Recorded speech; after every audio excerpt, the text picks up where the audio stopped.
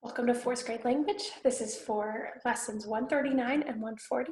We're going to be looking at pages 210 to 213. And 210 is just remember E that we didn't do in the last lesson. So that one is just drawing, finding capitalization and punctuation that's needed. So I'm going to let you guys do that on your own. That's just a review. But on 211, we're going to be looking at our prepositions again. And so in Think A, there are 15 prepositional phrases, okay? 15 of those. And I want to see if you can find them all, okay? So some sentences will have more than one prepositional phrase, and some will just have one. So you need to look for your prepositions. But in order to do that, we will go ahead and sing our preposition song. So if you have your book, you should have your book. You can turn back to page 206. Or if you had a list that you wrote out and you have it handy, you can look at that.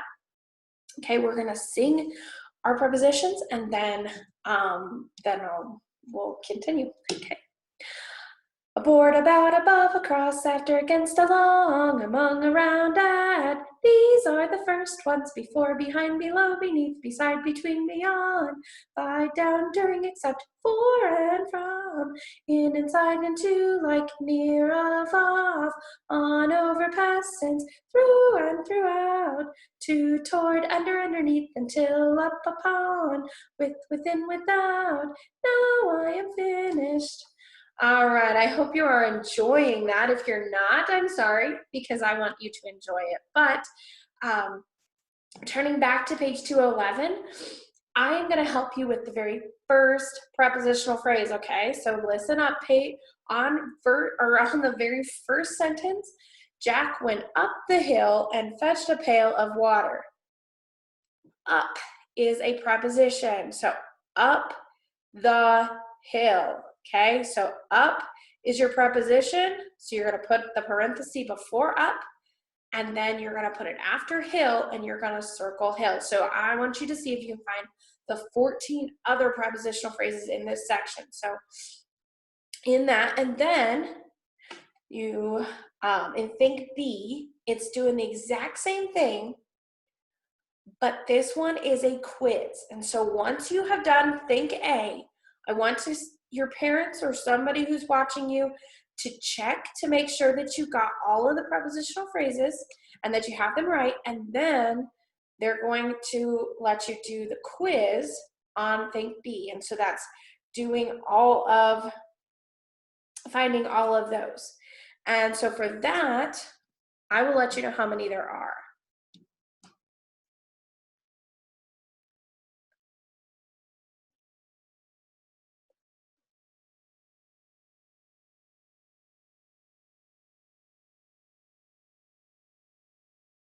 There's 23 in this section.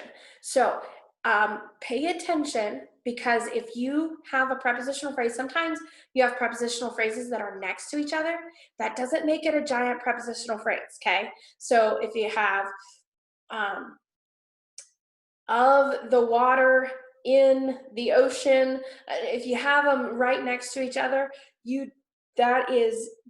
they're different prepositional phrases. So every time you come to a new preposition, it's a new prepositional phrase. So pay attention to that as you do these, so that you don't mix that up, okay? So I'm going to let you go ahead and pause the video so that you can do that, and then when we come back, we're going to be looking at 212 and 213 at conjunctions and interjections.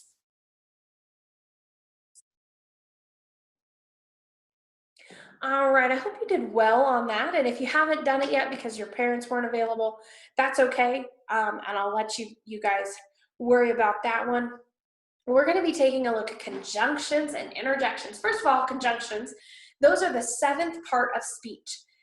So we have looked at 6 other parts of speech so far, and the conjunction is the 7th part, and it connects words. So conjunctions connect.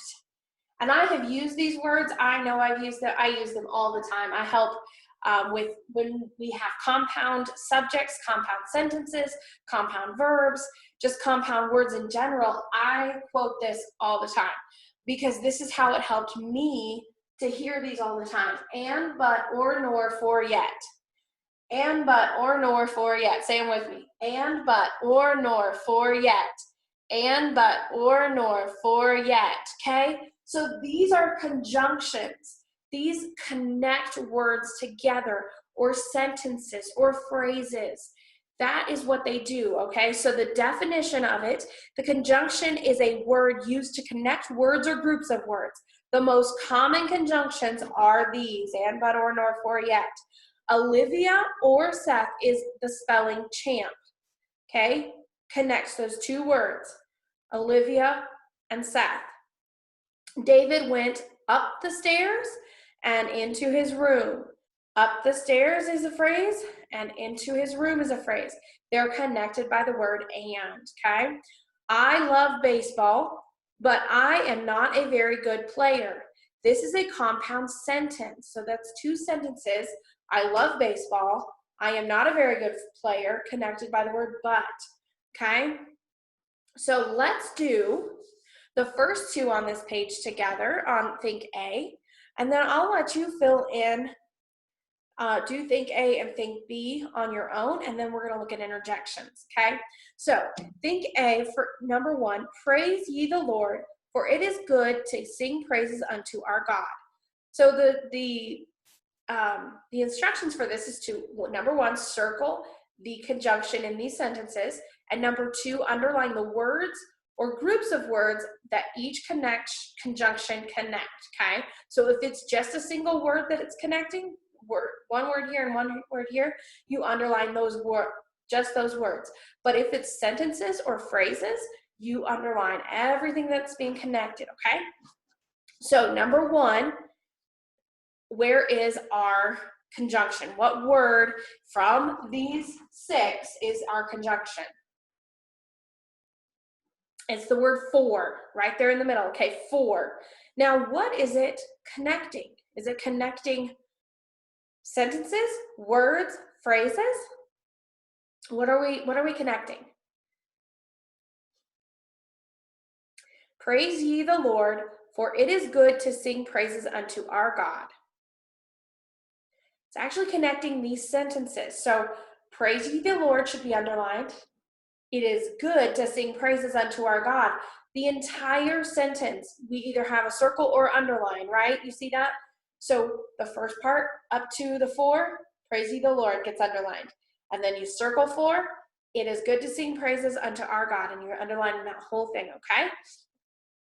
Number two, I could have a popsicle or an ice cream sandwich. Okay, what's being connected here, and what's our conjunction, our connecting word? Make sure that it is going to be one of these. They didn't throw any different ones in there for you, okay? Or is the word, okay? What is it connecting? Is it connecting words, or is it connecting a little sentence, just phrases? So this would be just a couple of phrases, because it is more than one word in this case, because there's anytime you have adjectives that go with a noun, you would include them with what is being connected. So a popsicle should be underlined, or is circled, right? We've already done that. And then an ice cream sandwich would all get underlined. So make sure that you have that all underlined. Okay, you are going to finish this section on your own, and then write B, you're going to write the best conjunction. A couple of them could be a couple different choices, but some of them, there's really only one choice. We can do number one together. The house did not fall blank, it was founded on a rock, okay? So we could say the house did not fall and it was founded on a rock. That doesn't sound like the best. The house did not fall, but it was founded on a rock. No, that doesn't say the right thing. The house did not fall, or it was founded on a rock. That would totally change the meaning of the sentence. The house did not fall, nor it was founded on the rock. Not really. The house did not fall for it was founded on a rock. The house did not fall yet it was founded on a rock. The best choice would be for, okay? If you notice that when I said it, for would be the best choice for that first one, okay? So you may work on those. And if you want to pause the video and do that while it's fresh in your mind, or finish the video and then go back. But we are going to move on to recognizing interjections. So this is the 8th part of speech. So we have gone over verbs, nouns, adjectives, adverbs, pronouns. I know I'm missing one. Nouns, pronouns, verbs, adjectives, adverbs. Oh, prepositions. Prepositions, that was our 6th part of speech. Now conjunctions and interjections. So that's our 8 parts of speech. Okay, so keep that in mind. Just tuck that away for a later exercise that you might have to write that for. Okay, interjections. An interjection is a word used to express strong or sudden feeling. Okay, shows your feeling about something. Interjection shows sudden or strong feeling. Okay, whoopee, ouch, wow, oh, no, phew, we made it. Okay, those words do not go into a sentence as any part of it. It's like an added on word, okay? So we separate them from the sentence. Generally, if it's a strong one, if you would yell it, you're gonna put an exclamation point. If it's more of a mild interjection, you're gonna put a comma, okay? So they usually come at the beginning of a sentence. Strong interjections are followed by an exclamation point. Mild are followed by a comma. Notice that the first word after a strong interjection is capitalized. The first word after a mild interjection is not capitalized, unless it's a word that you would normally capitalize, like a name. But normally, because while basically having the exclamation point makes it its own kind of mini sentence. It's not really a full sentence, but it separates it enough that the first word of your sentence after that would then be capitalized, okay? So you see that, wow, did you see that? Okay, you see that, and then this is a lovely day. So that's more of a mild interjection. It's not loud in your face. That's what most interjections can be, because the strong interjections, because it's like you need to get someone's attention. If you see someone that is about to cross the street and a car is coming, you're gonna say, stop, okay? And that is a strong interjection because you need to get their attention. But a mild interjection does not really need to get their attention. It's more of just your calm conversation. Oh, I didn't know that. That's your interjection there, okay? So looking at number 1, we're going to do a couple of these together, and then I'm going to let you do the rest on your own. So number 1, ouch, the stove is still hot. You can kind of hear in my voice how I pause there. So if there's a pause, you know that it's probably an interjection, okay? But this one, is it strong or is it mild? You're going to underline each interjection, and then we're going to put a comma or an exclamation point. So is it strong or mild? Ouch! It's going to be strong, okay? So underline ouch and put an exclamation point after it, okay? Number 2, we'll do together, and then I'll let you do the rest of these by yourself. Phew, that was a close one, okay? Phew is your interjection, okay? So underline that.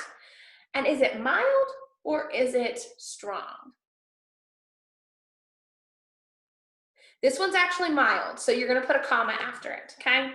And you'll also notice that they punctuated the rest of the sentence. So if you look at that, that word right after few, it is not capitalized. So you can say, oh, it's a mild interjection, okay? But the after ouch is capitalized, and that one is a strong interjection. So you can pay attention to that. Do these. That's the only thing on this page. For your homework, you are going to do think A on page 214, numbers 1 through 8. If it's a noun and it's more than one word, like a name of someone or something, because they actually have several of these. So like if the name were Sarah Jones, okay, instead of putting an N over each of them, what you can do and what they have in here is for you to put a little mark over it like that and just put an N. That's showing that this whole thing is one noun, okay? So you can do that for the nouns. There's really, it's only the nouns would need that. And up there, they do give you the abbreviations that they want you to use, so please use those. N for noun, V for verb, PRO for pronoun, ADJ for adjectives, ADV for adverb, PREP for preposition, CONJ for conjunction, and INTERJ for interjection. Okay, those are the ones that I want you to use and do. And also write your preposition list 2 times on notebook paper. Be prepared to write it from memory in the next lesson, okay? That is the end of our language today, and do your best. Make sure you do all of those exercises that you started with me, and we will see you next time.